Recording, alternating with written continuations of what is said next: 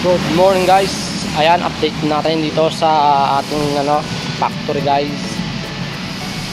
Okay na, nagawa na. Kompleto na halos. Ilaw na lang ang kulang guys.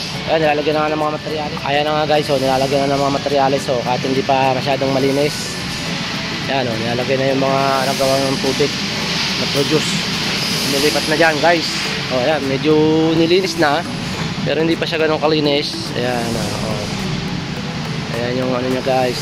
Nilalagyan na ng tubig. Ayan ang update guys. Sa natapos na. So ayun na nga guys. Ang update ayan.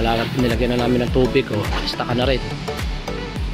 Ayan na guys. So bagong gawang Ayan, nakakita nyo. Hindi naman ganun pa kalinis. Hindi pa masyadong malinis. Pero nilagyan na namin puno na sa kabila ang stock. Ayan. Kita nyo naman guys ang update. Ayan, napinturahan na rin yung pader. Ayan na yung mga stock. Lagay na guys.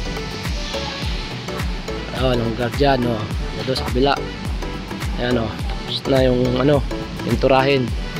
Pinilamusan lang yung pader para hindi naman mukhang dapat pala to napinturahan na rin. Hindi pala napinturahan pa at pala pinturahan na rin.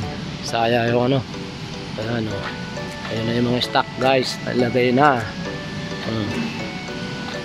Ayan, ang update dito guys sa aming factory. Ayan guys, ayun guardia.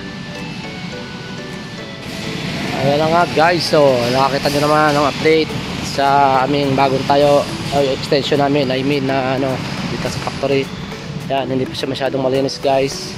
Pero ayan, naka-stock ka guys. Kung nakikita nyo naman ang stock namin, nililipat na rito unti-unti. So paano guys, maraming salamat sa inyo walang sawang support at panonood sa aking YouTube channel guys, dito sa update namin sa buhay OFW sa Africa guys. Maraming salamat sa muli. Kita kits, God bless everyone. Bye bye.